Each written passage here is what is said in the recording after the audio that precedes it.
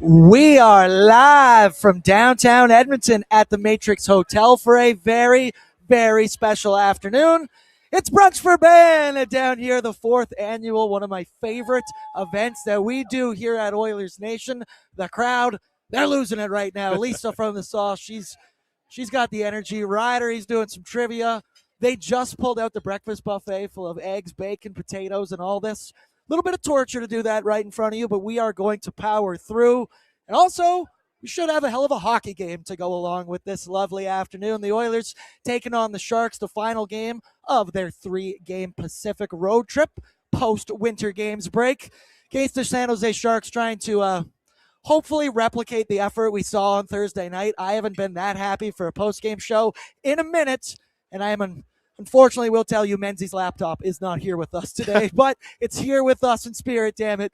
Oilers Sharks should be a good one. But hello, what up, and welcome to Pregaming with Bordzy, brought to you by Bet365. 19 plus. Please play responsibly, because say it with me, whatever the moment, it's never ordinary at Bet365. You see it on your screen. Download the app today. Use the promo code NATION, NATION. I am joined by the one, the only contributor here at Oilersnation, Sean Panganiban, Bordzy, and Pangsy down at the Matrix Hotel. And I haven't seen you in a couple weeks. It's been a while. I have missed you dearly. Missed you too. Guy smells good too. He's rocking his brand new Brunch for Ben t-shirt. All the ON staff rocking it. Pangs, you excited for an awesome afternoon? Oh my gosh, I'm so excited. I know we're covering the Oilers game, but just more importantly, the Brunch for Ben fundraiser today. It is packed. The food smells delicious. Me and Bordzy played a little bit of mini golf on the other side of the room here, but I'm absolutely stoked for this. This, I will say, it's a bit of an upgrade from our previous Brunch for Ben's. We are down here at the Matrix Hotel in Edmonton. We're in a massive ballroom right now. There's 30-something tables. They got Caesars and mimosas on deck. You know, Bordzy, couldn't say no to that. And as Pangs just mentioned, there's an entire other ballroom filled with mini golf. There's a 9-hole course. There's some cornhole. There's some Connect 4 in there as well. There's just a straight-up putting challenge game as well. I don't want to we didn't finish our full 9 holes, but I think I'm up on He's up. Or down, Majorly, I guess. he's up. Down if you're doing golf scores. Yeah. Is the way you would do that. But we're going to have raffle tickets, got all kinds of things. You can see the auction online where you can bid for all kinds of things, including lunch with Oilersnation every day. Me, Tyler, Liam, come on down to Dog Patch, eat with us, watch ONE live. You can do the same for the Sauce as well. There's even a staycation here at the Matrix Hotel. Stayed in many Edmonton hotels, because why would you? This place, I was unaware how fancy and legit this place is, Banks. Fun fact, I had my wedding at the Common, and this was the hotel that I stayed at. I almost didn't remember that because I got pretty inebriated on my wedding day, but we stayed here, and it was fantastic, and the breakfast is so good. Congrats on the sex, man. Congrats on the sex. That's good for you. That's good for you. This place is a good place, and it does good things for good people. Getting caught up into the chat. Couple people. Austin's in. First comment, of course. Says Bordzy, fire up this fucking band, baby. I don't really want to curse as there's kids around. But you know, Bordzy, I'm probably going to let a couple out throughout this. I'm jacked up for this game. Mcdavid versus Macklin, of course. Sasky Girl Oil fan said stupid afternoon game. No, I don't like believing in that theory. I think that is something that we as Oilers fans have just built up in our heads. And I do think maybe was more relevant 10 years ago for the Edmonton Oilers. This version, they're going to show up. They're going to be ready to roll. And weirdly enough, the 2 games out of the Winter Games break, they have actually started red hot like gangbusters, which is the one thing that they haven't done all season, and especially in history out of extended breaks. Definitely start the game sloppy, but I'm thinking today, almost said tonight, that's 1 for 1. There we go. Today, I got some confidence in the Edmonton Oilers to come out hot. San is in and said Freddie scored today. A Freddie goal. That third line of Podkolzin, Adam Henrique, and Freddie, they've been pretty good for the last 2 games. They haven't got much production, but it's been all the right things and all the kind of momentum, energy-building shifts, momentum-building shifts that you would look for from those guys. And we did get some late-breaking news here. Shout out one Paige Martin. Cass Berry, Cheeks Clappinen, will be back in the lineup this evening for the Edmonton this afternoon. Fuck, there's one. I did it right there. He'll be back in the lineup. And Connor INgram is going to start the game for the Edmonton Oilers. We'll get into it with the starting goaltender report, but what was your initial reaction to the news, as you see here on your screen? Cheeks playing, we knew that was expected. He was going to miss the first two, hopefully make the third.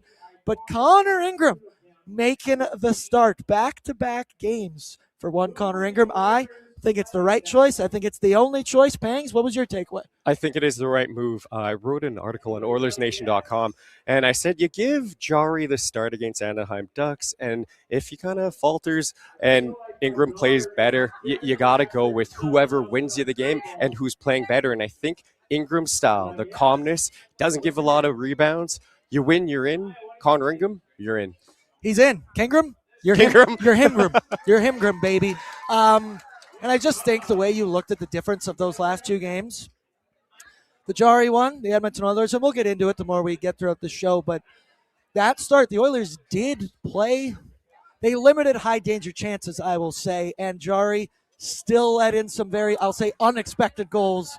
They beat him, and Connor INgram Thursday night against the LA Kings, he was just good. He was solid, which he has been for the majority of the season. Yes, before the winter games break, there was a little bit of a downturn, but thoroughly, he has been the better goaltender. And you look at those numbers Thursday night against LA, 21 of 22 for a .955, and he's only 0.86 saves above expected. But that just adds to what I just mentioned. It was nothing crazy. He made the saves that he needed to make, and therefore the Edmonton Oilers were able to get the win. Also helps when you score 8 goals. Yeah. I would like that tonight or this afternoon as well. 100%. And Connor INgram, he faced 5 high danger chances in that game too. And it's not a ton. And the LA Kings, they didn't come out super hard. But hey, INgram was there when the Oilers needed him to be. And one stat that I really like with INgram is when Jari was out, INgram in those 8 games put up a .903 save percentage. If the Oilers get that out of INgram, they're going to be winning more games than not. We've said it for years, the entirety of pre-gaming and post-gaming. You give me close to 900 goaltending for the Edmonton Oilers, and I think we like our chances against pretty much everybody in the rest of the NHL. Brunch for Ben, it's heating up right now. We got some trivia going down. Ryder and Lisa doing a great job. We mentioned the mini golf, but there's also some raffle prizes, and you can win some of Zachary Martin Hyman's children's books. We've got 3 of them here down at the Matrix, and I'll tell you, I read front to back The Magician's Secret yesterday. That's the first time I have front to back finished a book in 9 to 10 years, I will probably say. It was a great book. I loved every bit of it. Zach Hyman, like him to get on the score sheet as well tonight, but I like the energy I'm feeling in this building right now. We got a lot of orange and blue. We even got some Navy jerseys. We got the Stelter family right here next to us. I might try and get Mike to join us for Oilers Nation After Dark and talk about what the Ben Stelter Foundation is trying to do. With all the money that's raised here for this event, they're trying to build or raise enough money to create a proton therapy center here in Edmonton, Alberta, and help with, we all know it, everybody knows anyone who's dealing with cancer. It's affected absolutely everybody, and the Stelters are doing amazing things, and it's so cool that awesome, fun events like this, look at this, is making and doing such a good cause for some people who really need it, some people who be down bad right now. I'm filled with some joy. I'm filled with positivity right now, and hopefully that carries over to the ice for the Edmonton Oilers. So, on the ice, Sean Panganiban. Yes. Kind of what we just touched on. So, 2 games back from the winter games. 1 win, 1 loss. I officially hit 0 on my mood graph after that Anaheim game because is that like a mood rating? I literally, here, I'll show you right here. I've updated my mood for every game since we've gone along. I hit exactly 0 versus the Anaheim Ducks. Now, my mood went back up to 40 against the LA Kings. And overall in these 2 games, you take out the win-loss records, I just want to say I've liked the style of play that I've seen from the Oilers skaters, I will say. Obviously, that Anaheim game, take out Darnell Nurse from this conversation, and I do feel like the Oilers played very well. They only allowed 6 high-danger opportunities in that game, and then you look Thursday night, second half of a back-to-back. The Oilers only had 5 high-danger chances allowed against them, and it was just awesome. Expected, and then Connor INgram was there and able to shut the door. And on the other side, offensively, we saw 7 different goal scorers get on the board for the Edmonton Oilers. Jake Wallman, the Snake, he decided to score 2 for himself in the third period. But offense was rolling in these new line combinations that we have seen from one Chris Knobloch. I'm liking it. I'm picking up what he's laying down. And the funny part is they did that effort against the LA Kings with only 11 forwards out on the ice. This afternoon, they will get Kasperi Cheeks Klappinen back in the lineup. I hope they do not touch that second line. I hope they don't touch that third line. And Cheeks, as much as I love the guy, he might right now maybe just have to get plug and played on that fourth line. But what have you thought overall? I'll say let's talk forward group here Sure. and the new lineup combos. What have you thought of them in the 2 games? Unreal. As you mentioned, like the Oilers, the one knock on them, it's like, oh, the Oilers don't have depth. Well, since over the last 2 games, they've had 11 different scorers. Now, talking about that forward group led by Connor McDavid, it's one of those things. It's like, I didn't expect him to be this good coming out of the Olympic break. Tired, jet-lagged, emotional highs and lows. But he's been incredible. Led by him, trickling all the way down. And I think where everybody is situated, Matt Savoy in second line, Jack Roslovic not playing center, and he's a second line winger.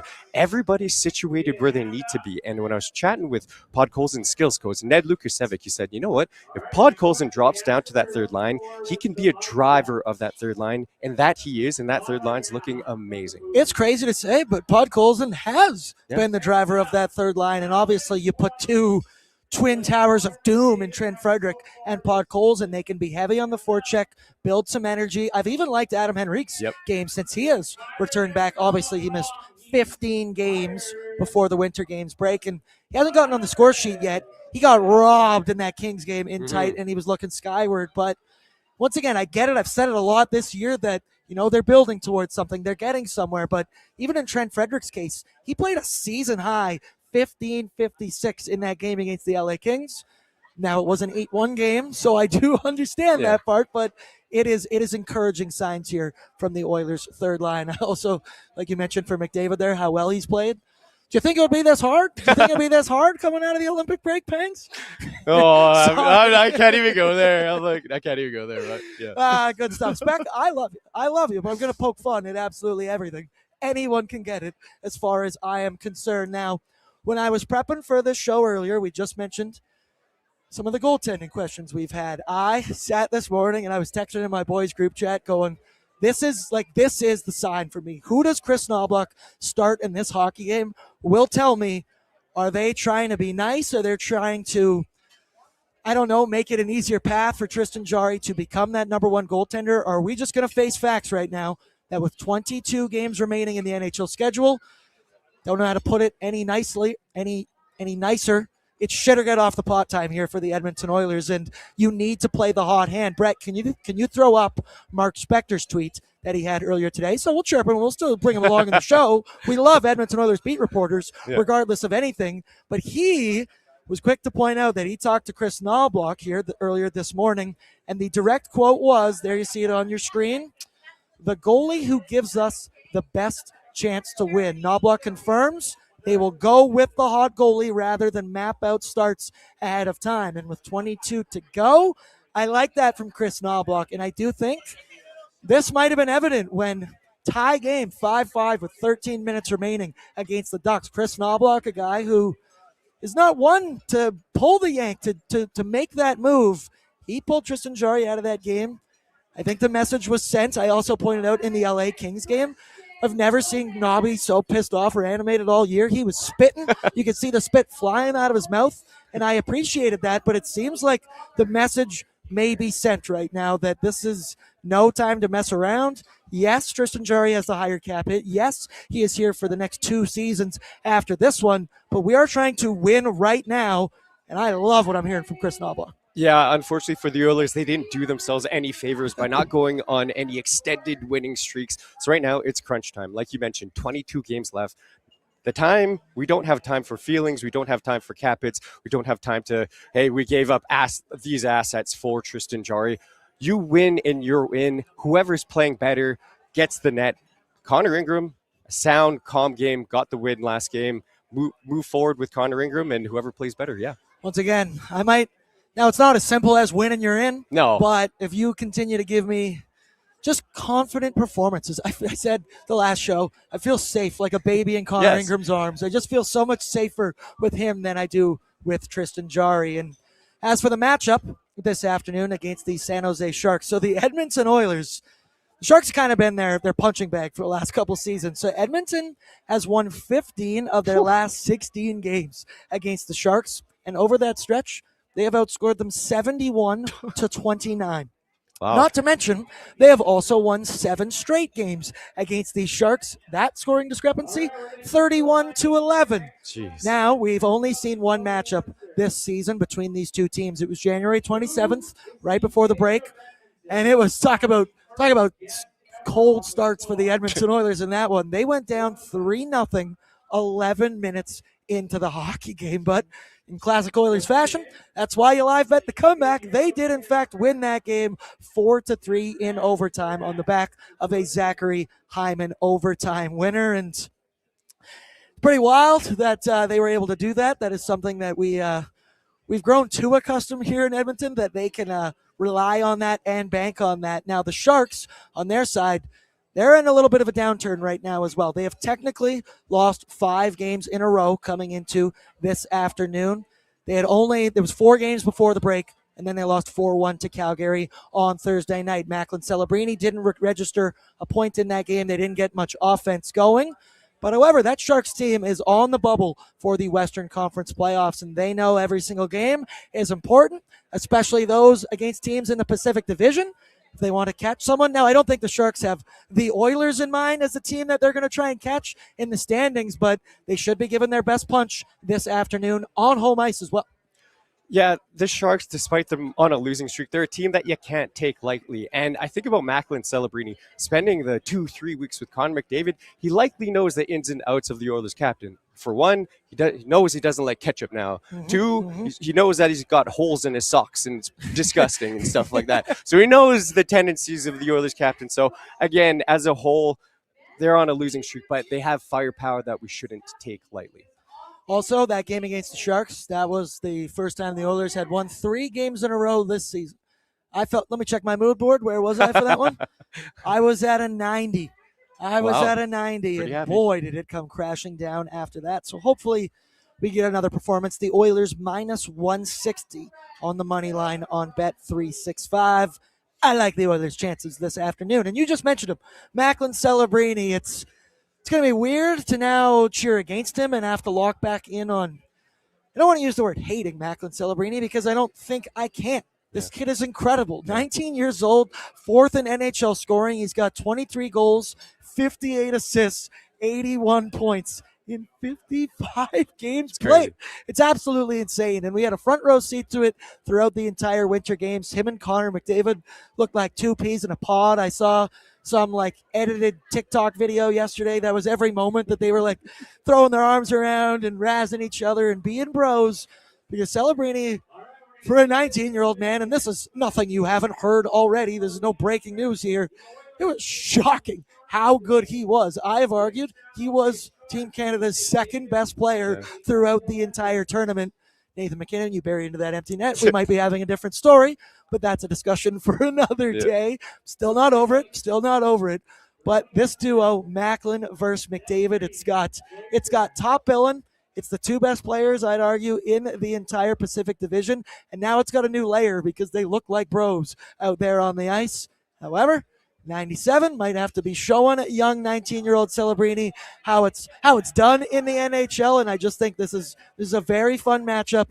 And now it's weird because I have such deep love for Macklin Celebrini, but no, Bordzy, you need to switch that off because this dude is about to be a thorn in our sides for the next 15 plus years in the NHL, and I'm not looking forward to it. I'm being vulnerable right now.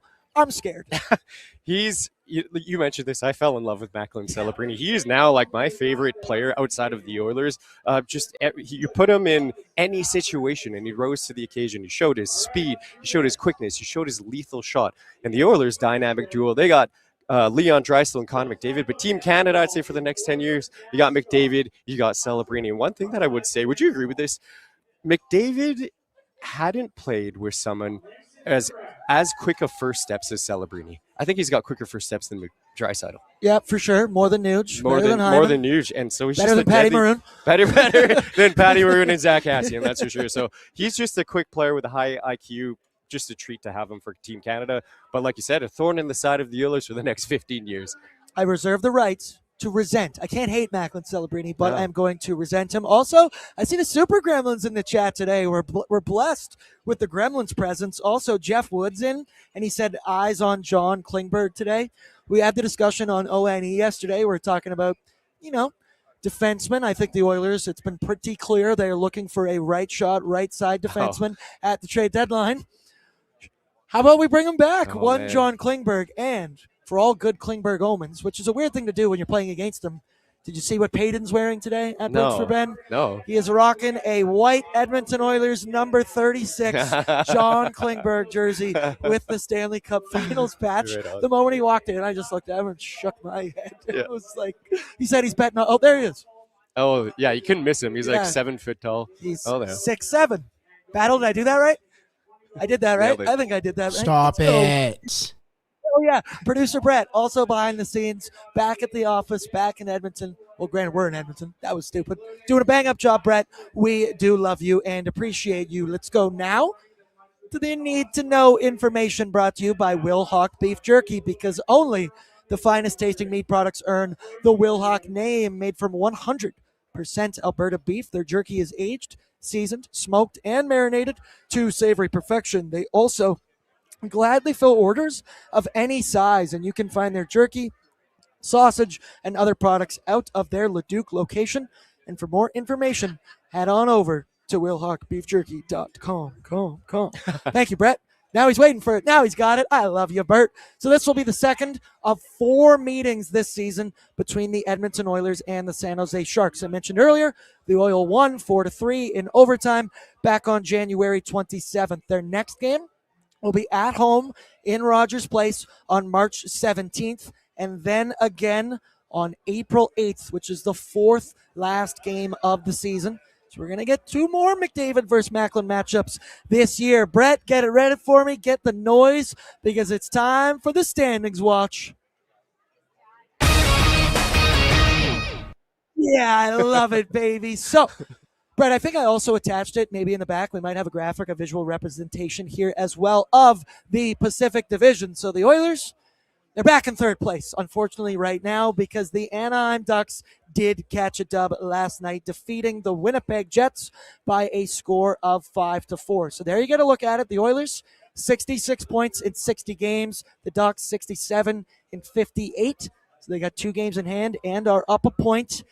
That's why losing that game was such a bitch. There's no other way to say it. And then obviously Vegas, 70 points in 59 games. Now for San Jose, they are currently 8 points back of the Edmonton Oilers and 5 points out of the last wildcard spot. They are chasing the Seattle Kraken, as well as the Kings, as well as the Nashville Predators. Maybe I don't pay attention much to the Nashville Predators, but they have become one of the hottest teams in the entire NHL over the last month and a half. I get that sounds weird saying that when there was no games for 3 weeks, but it includes before that. They've been hot, and that's a name I didn't have on the bubble for the NHL playoffs whatsoever.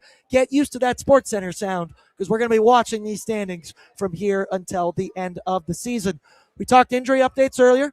Cheeks Clappinen will be back in the lineup. The Oilers have yet to hit the ice for their line rushes, so we don't know where he will be placed in the lineup, but we will discuss that once we know. Matthias Janmark, let me ask, what was your reaction? A lot of people make jokes. You never want a guy to get injured, especially this has been something that it sounds like has been lingering for much of the season. Remember at the beginning of the year, he was out to start, kind of undisclosed, upper body, whatever. He's obviously been playing for much of the year.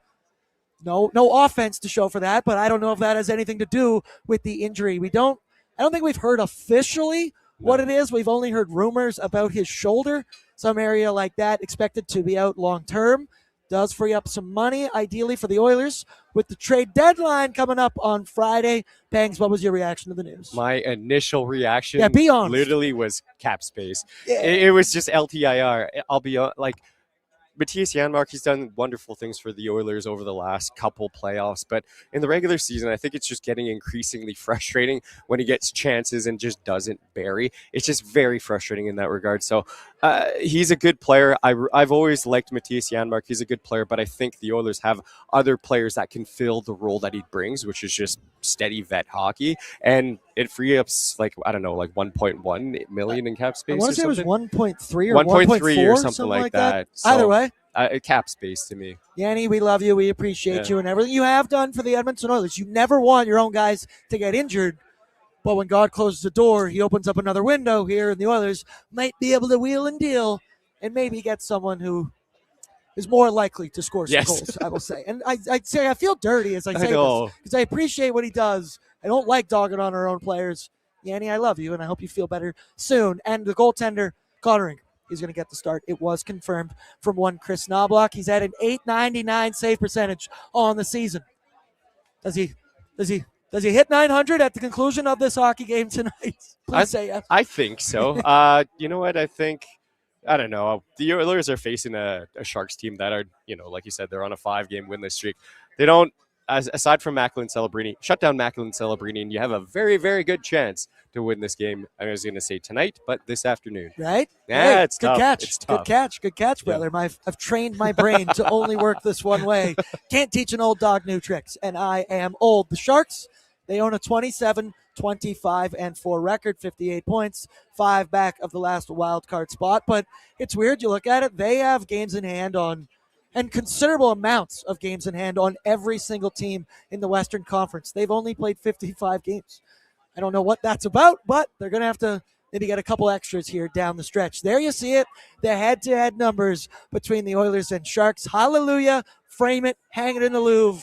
We own all 4 major categories, which is refreshing to see there. So for the Sharks, on their side, goals for, they rank 18th in the NHL. Goals against, 30th in the entire NHL. So you like maybe the Oilers over 3.5, maybe over their team total this afternoon. They also rank the Sharks, that is, 17th on the power play, 21st on the PK. So mid is the word that comes to mind when I go through those numbers and read those out loud. As for injuries, Shakir Mukhamadullin nailed that. Is listed as day-to-day. He was out with personal reasons. Keep it locked here to see if he's going to return to the team. And also Ty Dellandrea. He is also on IR right now, out with a lower body injury. Celebrini, no shit, leads the Sharks in points by a mile as he has 81 in 55 games, currently 5th in the NHL in scoring. He was held pointless against Calgary. He did have 5 shots on goal. And what I noticed during the winter games is maybe I was just playing with 97 because you also get that puck on your tape in the absolute slot prime opportunities. But Celebrini does not hesitate when he gets that puck in the slot, in a shooting area. And if you were going to bet on the other team, I like a Celebrini shot prop, but I'm not going to do that. And then the other guy, for the Sharks, it's all Celebrini all the time, and then it's everybody else. Will Smith is quietly having a very good season as well. He is only 20 years old. He's not 19. He's 20, and he's almost a point-per-game player. He's had a couple injuries this year, but he has 39 points in 42 games. Those are 2 guys that I feel pretty good about building around at 19 and 20 and already doing this in the NHL. Did you also, maybe Brett, if you did as well, did you guys see this elevated cupcake experience thing the Sharks were raffling off? I heard about it, but no. So I brushed up on it this morning. Yeah. It was like some, fundraiser, basically like something like this going on, and you could silent auction, or I guess regular auction, because Toffoli was trying to bid on it as well. But it's like a decorate cupcakes with Macklin Celebrini, like up top in the building. And I believe the winning bid was $18,000 or $17,000 there. Helped raise $500,000 for the Sharks Foundation. That's awesome. That's all good stuff. I was so confused reading elevated. I felt like an idiot this morning Googling elevated cupcake experience. What is that? Who knows what that is? And I think it's just decorated cupcakes. Like you don't get to eat that with them, or and that'd be really hilarious if you did. Really? Like, I'm on a diet. They're just cupcakes. Oh my gosh, I can't have that. You know what? I mean, $17,000, A, likely for a great cause, but B, you know what? I feel whoever bid on that is just following the hype of Macklin Celebrini. I think when I look back at the Olympics, there's going to be many things that I'm going to remember, and the performance of Macklin Celebrini is going to be one of them. Yeah, it really will be. It's one of the biggest positives for Team Canada. This tournament now I've made the joke that I was so concerned after losing that I'm going to have to sit online for the next week and just get fuck Canada, shit on Canada, all this stuff. It took about 24 hours for USA to just start tearing themselves apart. True. Makes me feel a little bit better. True. Makes me feel a little bit better from the sideline in my cuck chair over here. Yaroslav Askarov, he's going to start for the Sharks. 17-15-2 record, 3.20 goals against with an .889 save percentage. He's beatable. The Edmonton Oilers can definitely sneak a couple past him.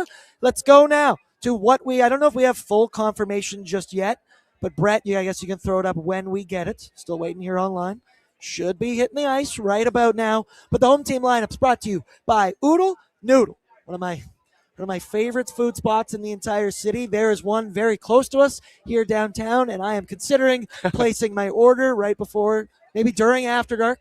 We'll talk it out what we want to order. I'll go there, pick it up, take it on home. I love afternoon games. I understand that other people don't. For the Oilers' sake, pre- and post-game host, it's the greatest. If every single game could be played at 2 p.m., I would be fully in support of that. But back to Oodle Noodle. You can also win your way onto the nation vacation just by eating Oodle Noodle. That's right, folks.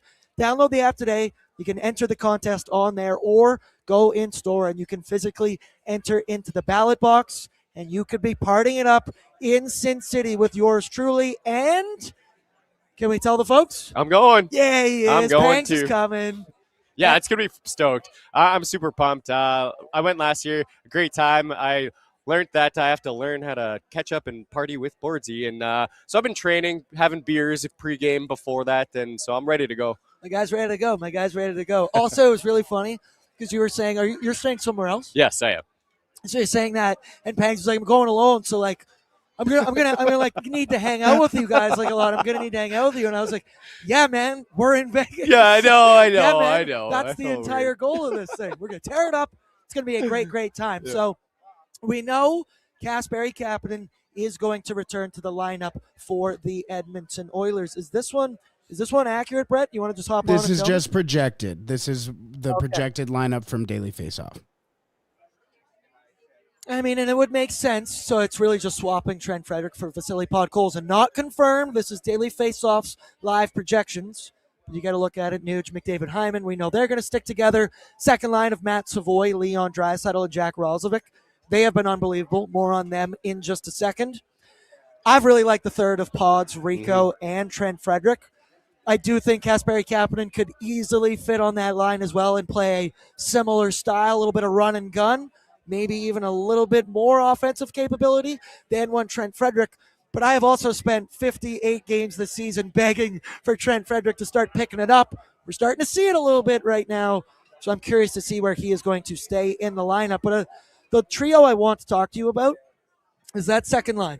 Yeah. Matt Savoy, Leon, and Jack Roslovic, because they have been unbelievable post-winter games. In the first two games, they have put up, Matt Savoy has 5 points, but here you see it on your screen, some of the underlying numbers. So 2 games at 5v5, they've played 17-46 together. Shots are 14-6 in their favor.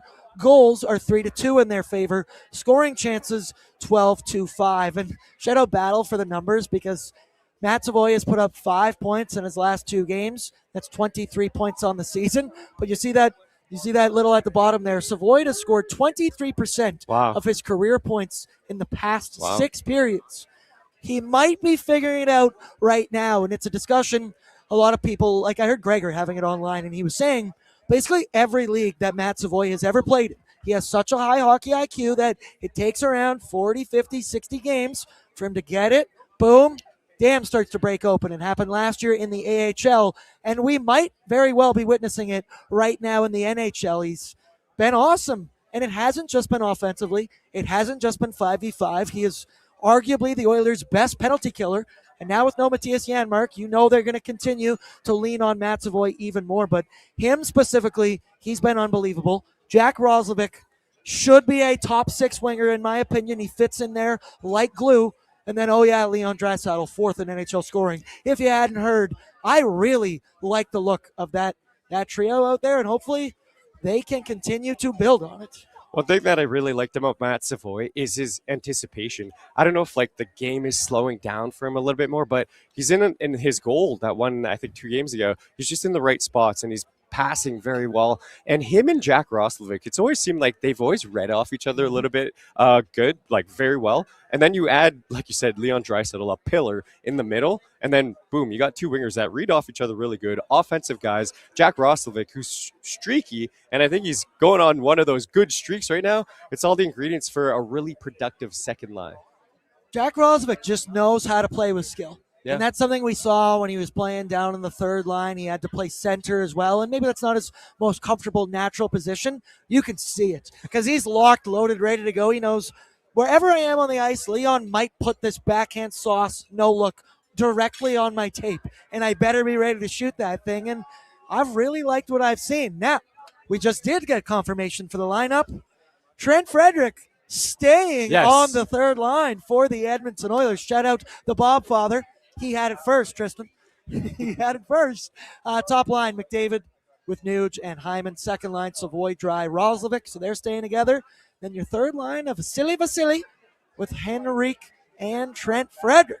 Fourth line, Mangiapane with Curtis Lazar and Kasperi Kapanen. Your deep pairings, Ekholm with Bush, Nurse with Wallman, Stastny with Ty Emberson. So Chris Knobloch, maybe he's liking what he's seeing here from Trent Frederick, which I think was evident by the 15:56 time on ice that he's played last game against the LA Kings. And that's awesome. Man, that's a coach believing in three guys, and especially one specifically in Freddie that's been a little bit touch and go this year, but we're finally starting to see what we have been asking for. Fuck yes, man. I love this from Chris Knobloch. I want to see these guys continue to bang bodies, get heavy on the forecheck, and Kapanen as well. Do we know what his injury was? I don't think we totally do. I didn't know. It wasn't, they confirmed, it wasn't the same injury that kept him out for 39 games earlier in the season.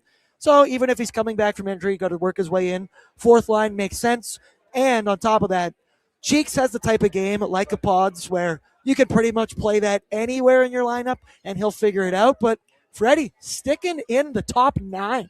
Trent Frederick has looked like a completely different player since the Olympic break. Before the Olympic break, it looks like he struggled to get around the ice, but now he's getting around the ice really good. He's led the Oilers with 10 hits over the last 2 games, and he's making plays. That line, that third line of Frederick, Henrique, and Podkolzin last game, they had a 70% expected goals for, 8-3 scoring chances against LA. You have 2 guys in Podkolzin, Freddie, who can hit, and you got a centerman, smart guy in Henrique that can make plays. I love that line. I love it. And I just think like this new look second line, the new look third line, their longevity that they will stick together does kind of depend on the other one as well. Because we know Vasily Podkolzin fits like a glove next to Leon Draisaitl. And you can kind of bank on that all the time. And that if he continues to play that same style, bring that to the third line, while Matt Savoy can cook up there with Leon Draisaitl, all of a sudden we've gone from no depth scoring to a top 9 that, it's, again, I understand this is some wishful thinking, but that's what pregaming is all about. We're all about optimism and positivity. Also, Tyler, up on the mic right now, doing some good stuff. Battle, what was for breakfast? Eggs, sausage, bacon, potatoes. Oh, my God. I want this so bad. Shout out the Matrix staff as well because he was eating breakfast right next to me. I was a little bit jealous. I love you. Let's go now. Starting goaltender report brought to you by Dog Patch. Awesome spot in Edmonton. There's some kids giving some speeches right now, so I don't know how loud I should probably be. But shout out to Dog Patch. Amazing spot. It's Saturday right now. They got brunch going until 4 p.m. So maybe you couldn't make it for brunch for Ben. Go have brunch down at Dog Patch today or tomorrow as well on Sunday. They do just an unbelievable menu. You haven't been at Dog Patch for a pre and post in a minute. Yeah, it's been a while. Sorry, can I give a story about? Yeah. So I did. I covered the Ben Stelter Foundation at my sister's school one time. I think you can talk a little bit. Okay, I wasn't sure. And then so me and the gentleman that's talking right now, I get in and there's like 100 kids swarming me, and I'm supposed to interview him. And him and I looked at each other, we're like, we need to get out of here, man. So we hide in a closet. We're like, let's both take a breather right now. so I know him very well. We shared a closet with this guy. I'm going to avoid all the jokes that I want to make So about that very scenario. We're going to move along. We're going to power through. Let's pull it up, Brett. Tell the tape between the two starting goaltenders this afternoon. Would you look at that? We've got yellow on our side in both major categories. We had 4 on the team stats as well. So it's INgram going against Yaroslav Askarov. INgram, 7-5-1 record. Did you know he got the L against the Anaheim Ducks? Yeah, that's tough. I hate that. I hate that so much. 258 goals against average, 899 save percentage. And on the other side for Askarov, 17-16-2, 3.52 goals against, 889 save percentage. And we mentioned it earlier for Connor INgram. This to me was the only choice. This was the obvious choice. And this is showing me that Chris Knobloch might also be feeling some urgency right now as we look at how jam-packed the Pacific Division or the Western Conference bubble is a little bit right now. Now, the other side for Askarov. So he's 23 years old, still finding his way in the NHL, especially as a number 1 clear-cut goaltender. Still working on it. San Jose's defense, obviously, haven't made things easy on him this season, but the Sharks rank 30th in goals allowed on the year. The Sharks allow 30.6 shots against per game as well. I think that's 31st in the entire NHL. So they're not doing him many favors. And Askarov, he was skidding for much to start here in 2026. He has only held an opponent under 3 goals once since the start of the new year. He's currently on a 3-game losing skid where he has allowed 10 goals on 79 shots, which is an .873 save percentage. I'm drooling as I say this. I'm licking my chops as I say this. And I think the Oilers' offense is as well. Yeah, absolutely. I think the Oilers coming off an 8-1 win against the Los Angeles Kings. Throughout this season, the play has been the Oilers don't have depth. They don't have depth, but they just pumped 8 goals last game. They should be feeling mighty fine against their game. They're looking at Askarov. Was that one game without letting in more than 3 goals? Only held an opponent under 3 goals once since the new year. Great. I think, with fingers crossed, the Oilers might be lighting him up this afternoon. Another reason to bet the Oilers team total over this afternoon. I like it. I like it a lot. I also like Fighting Amish said Red Fred Redemption 2.0. I like that. I loved Red Dead Redemption. That was one of my favorite games I have ever played. Let's go now to the away lineup, the San Jose lineup. It's also brought to you by the Nation Vacation. You can no longer buy your way there. So you got to win it through Oodle Noodle. It's the only way to do it, and I am so envious. I say it every single year of the people that get to come on the plane, come on the trip, and they're like, yeah, this was like $16.99 total for my Tokyo Glaze to get put up in a hotel and be in the private area we're going to be at for the game once again. Yeah. Free food, free booze. What don't you like about that? Also love me some Oodle Noodle. Brett, throw up what we project to be the starting lineup for the San Jose Sharks. As you see it there on your screen, top line, Will Smith, Macklin, Celebrini, and Kiefer Sherwood. Haven't seen much of him in a San Jose jersey. Second line, William Eklund, Michael Misa, and Tyler Toffoli. Your bottom 6 has Philip Kurashev, Alex Wenberg, and Colin Graff. He scored instantly against the Edmonton Oilers in their last game. It was, 2 minutes into the game? Keep your eye out for him. He's another young, good player, I would say. Fourth line, Barclay Goodrow, Zach Ostapchuk, and Ryan Reeves. Brett also said we might have an update on these lines.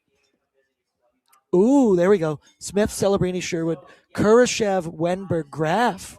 Okay, yeah, that is a difference here. Third line, Eklund, Misa, and Toffoli. Technically the third line, but that was what DFO had as that. And then your fourth line, Pavel Regenda with Zach Ostapchuk and Barclay Goodrow. Your D pairings, Orlov with Jonathan Klingberg, Mario Ferraro with Shakir Mukhamadullin. There he is. Sam Dickinson with our boy Vinny Desharnais. Vinny Desharnais mentioned. Vinny Desharnais mentioned. Literally, I was about to say, I know our producer Brett is jacked up about Vinny Desharnais making his appearance.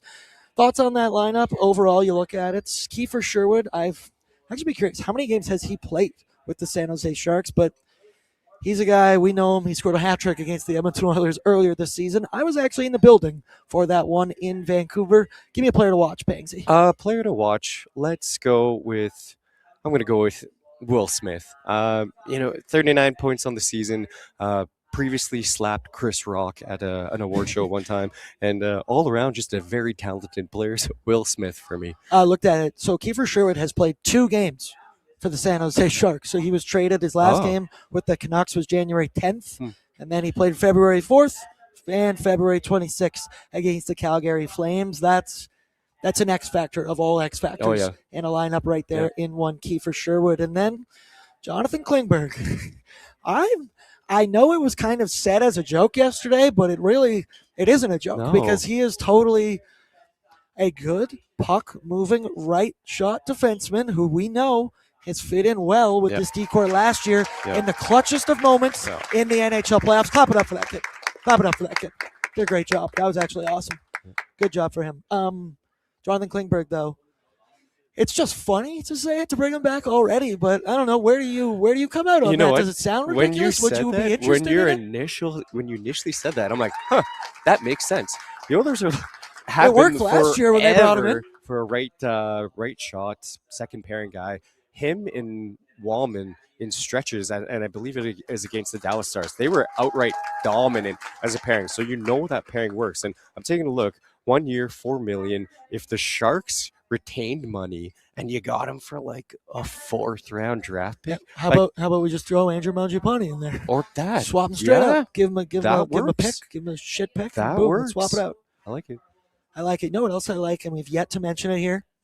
Kennedy and Maddie have done incredible work to put on this event. This is so fancy, so nice. I feel like I stick out like a sore thumb right now while everybody's giving these speeches. Kennedy, you're an angel. We appreciate everything you do for Oilers Nation. She can't hear me right now. She's doing great. She's doing great stuff. Let's go now. Let's get into some fun. It's Bordzy's Bankroll, brought to you by Bet365 19+. Please play responsibly because whatever the moment, it's never ordinary at Bet365. Download the app today.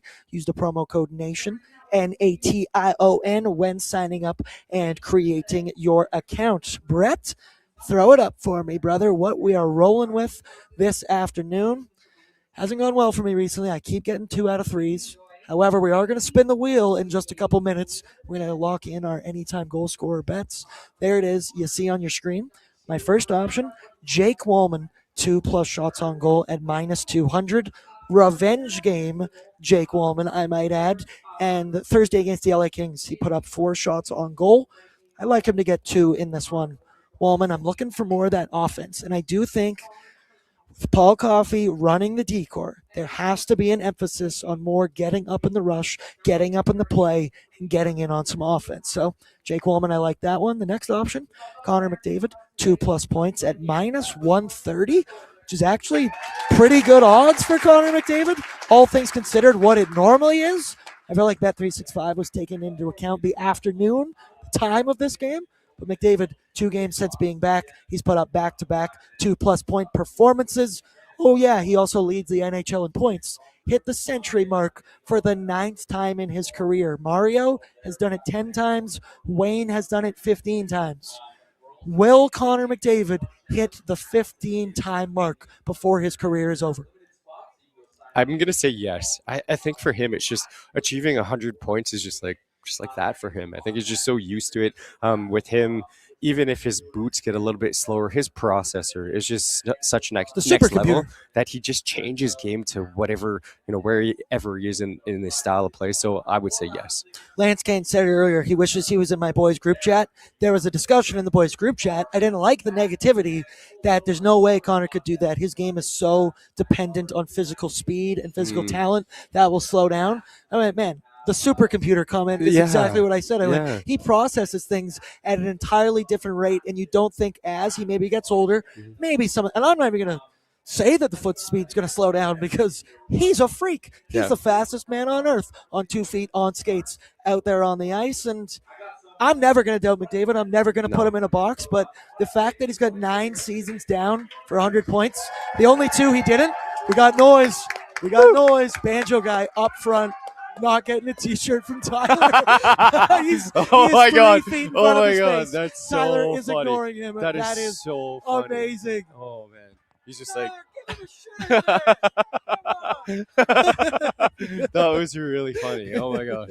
I wish we could have live streamed Mick Mullet, he's there as well. We got some good royalty Yeah. in Oh the yeah. building Oh right yeah. now down here at Brunch for Ben. Oh, sorry, Brett. My third one on the bet, third one on the bankroll was Evan Bouchard, 1+ points at -260. Hey, Connor McDavid leads all skaters in points. Evan Bouchard leads all defensemen in points as Yeah. well. He's got 66. He also has 6 points in his last 3 games. It's Boucher's world. We're just living in it. This one, not as juicy as usual. It is +220 parlayed together. So I'm playing a little bit scared, but I also I'm going to maybe throw in the Oilers team total. Pangs, which of those 3 bets do you like the most? In all honesty, I can't foresee how you don't hit all 3 of those. But I hear that a lot on one, pregame. I know, but you know what? I'll go with Bouch 1 point. I think at this point, at least 1 point for Evan Bouchard per game is kind of an automatic. Producer Brett back at the office at HQ. What are you thinking goes down in this hockey game? You got a spider cooked up? What does a Vinny Desharnais anytime goal look like, actually? Oh, man, I might have to. Should we add him to the wheel? Vinny Desharnais? Ah, damn. No, nothing for me. Nothing for me. I have to shame reload today, which I will do after this stream, and then maybe I'll sprinkle. But I do like...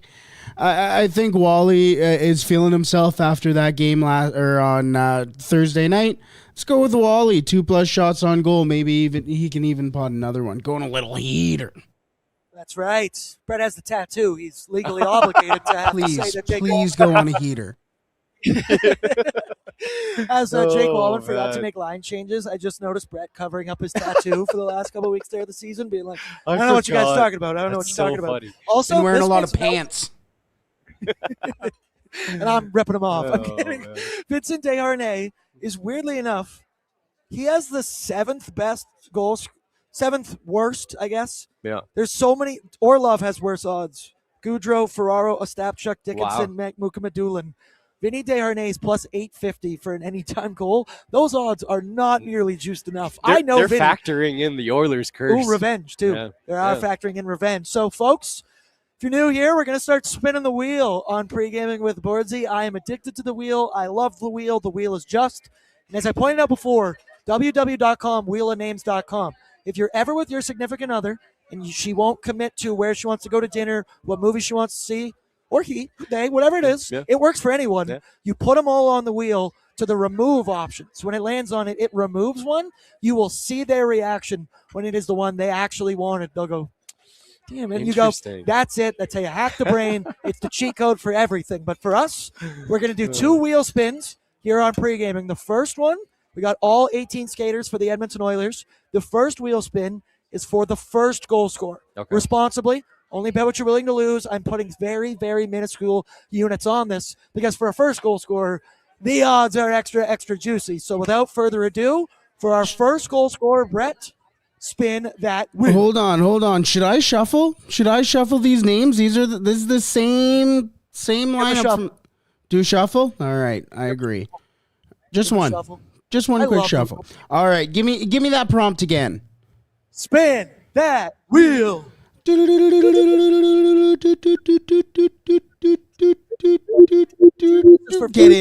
in, son. Yes! Oh, that's pretty good. Bag Milk, Matt Savoy, first goal scorer. We spun it on the wheel. There we go. Okay, let me lock that in. Matt Savoy, first goal scorer. Oh, I love that. That's good. I love Remove? that. Should I remove him? Or can he score 2 tonight? Don't remove him because it's his world. We're living in it right now. Let's keep him in. So Keep just him close. in. I like it. Just close. Matt All right. Savoy first goal is listed at +3,300 on Bet365. Pretty. I'll ride responsibly, of course. Now, this is my anytime goal scorer, not first goal scorer. Brett, spin that wheel.